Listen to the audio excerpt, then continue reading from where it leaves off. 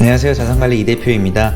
오늘은 국내 주식과 해외 주식에 대한 차이점을 간단하게 살펴보고 국내 주식 투자하는 데 있어서 알아두면 도움이 되는 꿀팁까지도 안내드리도록 하겠습니다.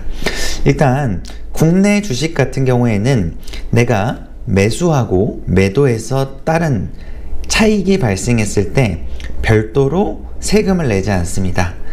보통 내가 매수하고 어떤 것들을 물건이든 부동산이든 뭐든 사고 나서 팔고 나서 산 가격보다 높아지는 양도 차익, 양도라는 거는 말 그대로 넘겨줬다는 뜻이겠죠. 그 양도에 따른 차익이 발생하게 되면 그것도 소득으로 보기 때문에 양도소득세라는 걸 원래는 내야 됩니다. 그런데 국내 주식 같은 경우에는 별도의 양도소득세가 발생하지 않습니다. 그 이유는 뭐냐면 주식시장에서 많은 사람들이 주식 투자를 하게 되면 기업들은 어떻게 보면 그게 자본금 확보가 되겠죠. 다시 말해서 기업들이 성장하고 뭔가 발전하는 데 있어서 큰 기반이 될 수가 있는 거예요. 그렇기 때문에 우리나라 정부에서는 국내 주식을 어떻게 보면 권장한다고 보시면 돼요. 그렇게 되면 국내 많은 기업들, 중소기업이 될 수도 있고 대기업이 될 수도 있지만 그 기업들이 기업을 경영하는 데 있어서 큰 도움이 될 수 있다는 거예요. 근데 해외 주식 같은 경우에는 우리나라 현행 세법상 양도소득세라는 거를 22% 정도를 내게 됩니다. 물론 해외 주식에 대한 기본 공제액이 250만 원 정도는 있습니다. 그런데 그 이외에 추가적인 양도소득이 발생했을 경우에는 양도소득세를 내게 됩니다. 예를 들어서 국내 주식부터 비교를 해드리면 국내 주식에 내가 삼성전자 주식을 5만원에 샀는데 10만원에 팔았어요. 그럼 5만원에 대한 차익이 생겼겠죠? 근데 우리나라는 이거에 대해서 별도의 세금을 내지 않는다는 거예요. 물론 매수하고 매도할 때마다 발생하는 증권거래세 같은 게 있긴 합니다. 그건 이제 양도소득세라고 보시기보다는 증권을 거래할 때 일종의 수수료 개념이라고 보시는 게 좋습니다. 근데 해외 주식은 어떻게 보면 적지 않은 퍼센테이지에 대한 양도소득세를 내기 때문에 내가 자산 분배를 할 때 이런 부분들을 잘 고려해서 투자해야 된다는 거예요. 내가 예를 들어서 1억을 테슬라에 투자했는데 뭐 2배 가까이 올라서 2억이 된 거예요. 그럼 내가 1억의 양도소득세가 생겼겠죠? 그래서 기본 공제되는 250만 원을 제외하고 나머지 9,750만 원에 대해서 22%에 해당하는 세금을 내는 거예요. 적지 않은 수치겠죠? 거의 2천만 원 가까운 수치가 될 텐데 이런 부분들을 잘 해야 되는데 국내 주식은 그런 게 없다는 거예요. 그래서 이런 기본적인 세금적인 부분들 참고해 주시면 되고, 저는 사실 국내 주식을 좀 더 선호합니다. 해외 주식보다. 이유 두 가지 정도가 있는데, 첫 번째로는 제가 기업을 투자하고 분석하고 할 때 기본적으로 해당 기업을 방문해 보기도 하고 직접 전화를 해 보기도 하는데, 아무래도 해외 기업 같은 경우에 내가 그 기업을 직접 방문하는 게 조금 거리도 있고 비용도 좀 고려해야 되고 하다 보니까 되게 수월하진 않단 말이에요. 근데 우리나라 기업들 같은 경우에는 사전에 미리 미팅 일정을 잡고 양해를 구한 다음에 실제 해당 기업을 방문해 볼 수 있는 거예요. 뭐 공장이 될 수도 있고 사무실이 될 수도 있고.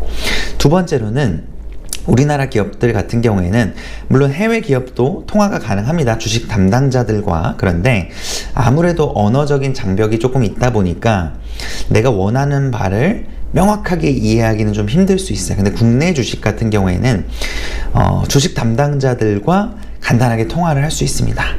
통화하는 방법 알려드릴게요. 예를 들어서 최근에 이슈가 있었던 서정진 회장님의 경영 복귀설 때문에 셀트리온 기업들이 좀 강세를 보였죠. 셀트리온 제약이라고 하는 기업에 내가 이제 투자를 해본다고 해볼게요. 그럼 최근에 이제 임상 이슈도 이제 나오는 것 같기도 하고 하는 이슈가 있어서 투자를 해보려고 하는데, 주식 담당자와 통화를 해보고 싶은 거예요. 현재 기업 현황이 어떤지, 자, 그러면 이 기업을 제가 셀트리온 제약이라고 하는 기업을 투자를 해보려고 해서 주식 담당자와 통화를 해본다고 했을 때 어떤 식으로 주식 담당자와 통화를 하냐, 제가 바로 보여드리도록 하겠습니다. 일단 네이버에 들어가 주십시오. 네이버에 들어가셔서 자, 기업 이름을 검색합니다. 셀트리온 제약 이렇게 검색을 하는 거예요. 그러면 증권 정보가 나와 있죠? 증권 정보에 들어가 주시면 됩니다. 증권 정보에서 조금 내려보면 종목 분석이라고 하는 탭이 있습니다. 종목 분석의 탭에 들어가 보면 뭐 셀트리온 제약이겠죠? 여기 보시면 전화기 모양이 있어요. 전화기 모양을 클릭해 보시면 주식 담당이라고 되어 있는 게 보이시나요? 이 주식 담당자와 통화를 하시면 됩니다. 그래서 셀트리온 제약 주주입니다 라고 말씀하시면서, 혹은 셀트리온 제약에 투자하려고 하는 예비 투자자입니다 라고 말씀하시면서, 지금 현재 셀트리온 제약에 대해서 궁금한 점이 있어서 몇 가지 질문을 드리려고 전화드렸습니다 라고 하시면서 궁금하신 걸 여쭤보시면 돼요. 충분히 여쭤보실 수 있습니다. 예를 들어서 최근에 뭐 셀트리온 제약의 이야기는 아니고 셀트리온 제약에서 유상증자를 했는데 이 유상증자를 왜 하셨는지 궁금한 거예요.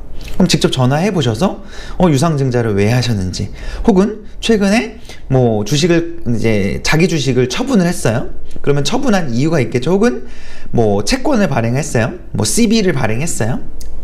혹은 뭐 BW라고 하는 신주 인수권 부사채를 발행을 했어요. 그러면 이 채권을 왜 발행하셨는지, 이 발행한 채권을 어디다가 쓰시려고 하는 건지, 물론 제가 지난번에 이 전자공시 탭에 들어가서 기업의 주요 상황들을 볼 수 있다고 말씀드렸죠. 예를 들어서 주식 등의 대량 보유한 거에 대한 신고가 될 수도 있고, 만약에 주식을 처분했다고 하면 왜 처분했는지에 대한 부분들도 나오긴 하거든요.